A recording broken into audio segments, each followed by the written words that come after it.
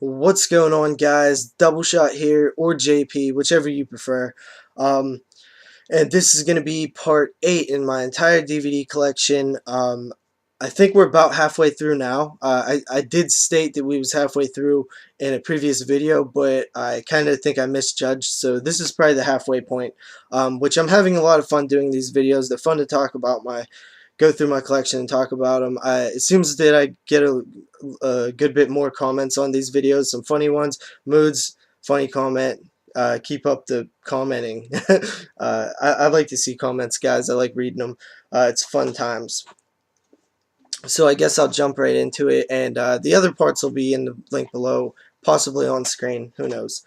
To the other parts. But I got this 6 film killer curses 6 pack thing.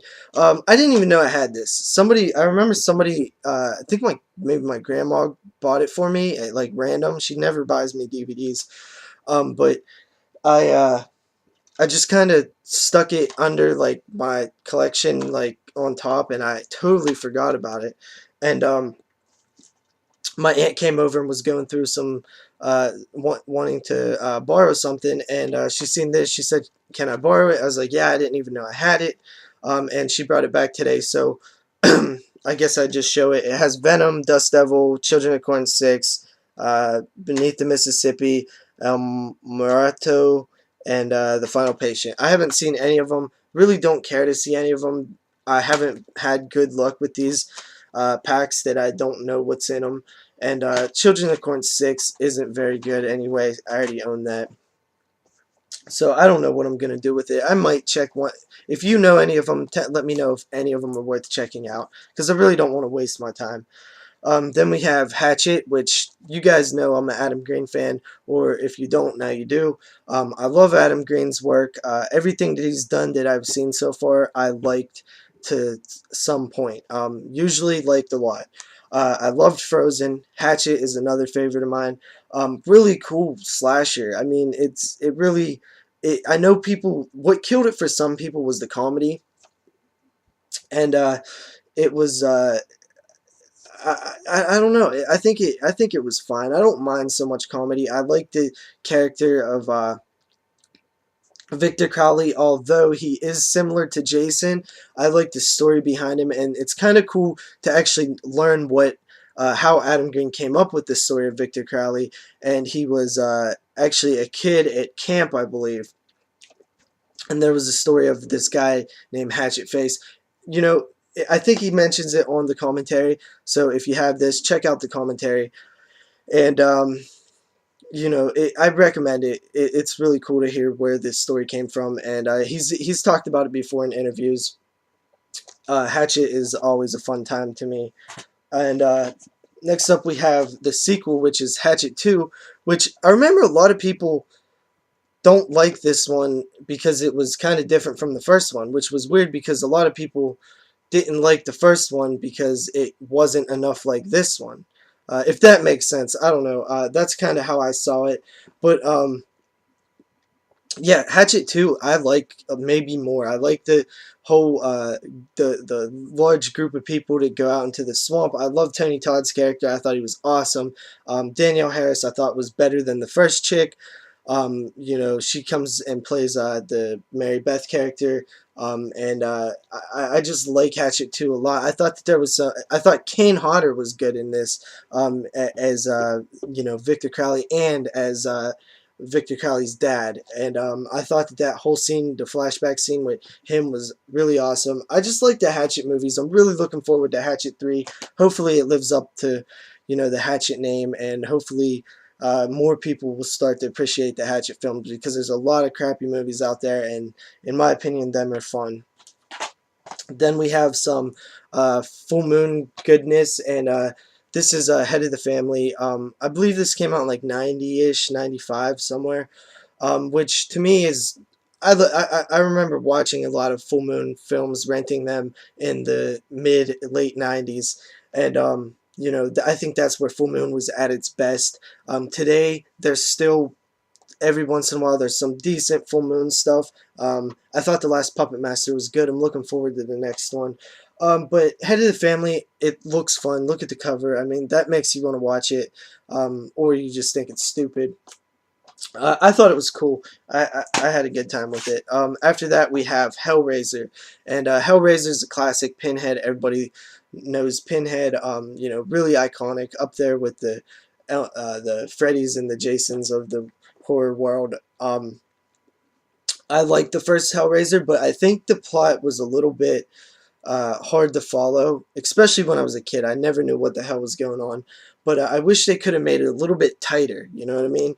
And but you know, the Cenobites are so damn awesome. They just look so cool. I just want to stare at them and watch more movies just watching them. So yeah, Hellraiser, it's a classic. Then we have Hellraiser Hellbound, or Hellbound Hellraiser 2, which is the sequel. In my opinion, maybe a little bit better than the first. I love the gore in this movie. You know, very very well done. That I love that picture of the. I see it all the time, but it's the scene in the movie where Kirsty's in the hospital or whatever, and she thinks that her dad's there pointing like, "I'm in hell, help me," and he's all like bloody and stuff. I love that shot.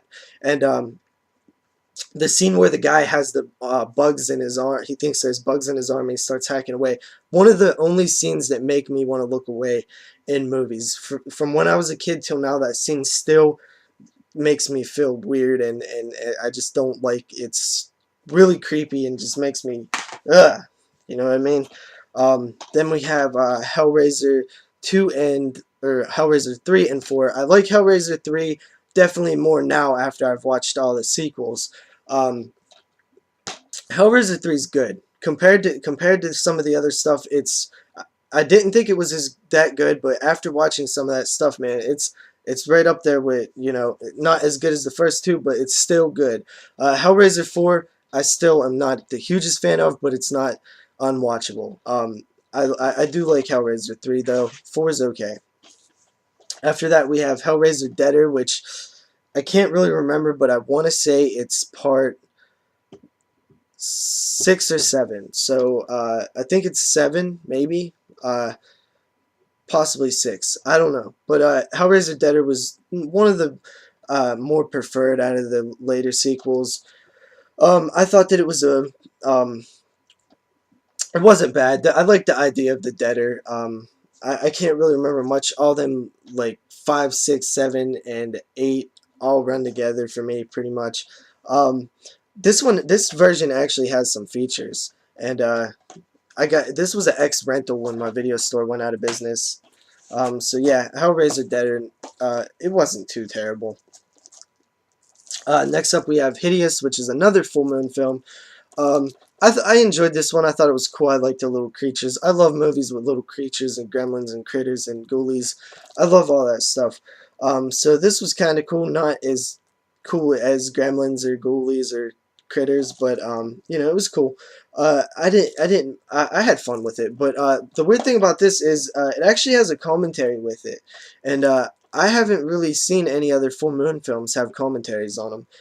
It doesn't seem like they do a lot of special features other than the video zones that you see on most of the older full moon stuff. Back when you know, older footage that was made, that they filmed when the movie was being made. Um, but yeah, so I don't know. I thought it was weird that they put a commentary on here. So after that, we have The Hills Have Eyes, and The Hills Have Eyes is a classic Wes Craven flick. I really like this movie. It's been a while since I've seen it, but this is a 2-disc edition. I've always liked Wes Craven. He's one of my favorite, if not my favorite directors. He may not be the best horror director, but I think that the amount of good films that he's made kind of puts him up there with maybe the greatest of all time. I think he might be, simply because, to me, I think he has so many heavy hitters, and I'm just a fan, and I like The Hills Have Eyes. It's a good movie. Then we have The Hills Have Eyes remake, which I'm actually think that I like a little bit more. I think that it was a little bit more scarier. I thought that it was just more entertaining, and you were more engaged in the characters. Um, and it's more just crazy. I don't know. I just like this one a lot. It may be it's the only, it may be the only remake that I think's better than the original, that I could think of right now. You know, besides like The Thing and stuff, but um, very good remake. Next up, we have the Hills Run Red, which this is the last one for this part. I guess this video's already hit 10 minutes. I hate doing 10-minute videos, but it always keeps happening. I talk a little bit too much. Hills Run Red. I had fun with it. I thought the kills could have been a little bit better. A little bit too much CGI. It's been a while since I've watched it. I've only seen it once, but did like the killer, the babyface guy. I thought it was a decent slasher kind of flick. I love the idea of them looking for a lost horror film. That was so cool to me. I kind of wish I think this movie could have been way better if it had maybe more money and a bigger, I don't know, better support or something. I don't know, but it could have been better. I did like it though, and that's gonna be it for this part, guys. Check you out in part 9. I can't really remember. I think 9. Leave comments, talk to me about the movies I've showed, and peace out.